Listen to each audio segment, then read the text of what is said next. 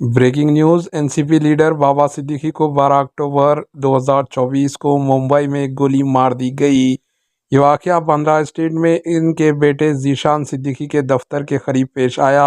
बाबा सिद्दीकी को गोलियां लगने से कई ज़ख्म आए और उन्हें इलाज के लिए फौरी तौर पर लीलावती अस्पताल ले जाया गया। इस हमले में 3 हमलावर शामिल थे और हुक्काम ने ज़िम्मेदारों की शिनाख्त के लिए तहक़ीक़ात आगाज़ कर दिया। अभी पता चला है कि बाबा सिद्दीकी का इंतकाल हो गया है। Bureau report, AHN news.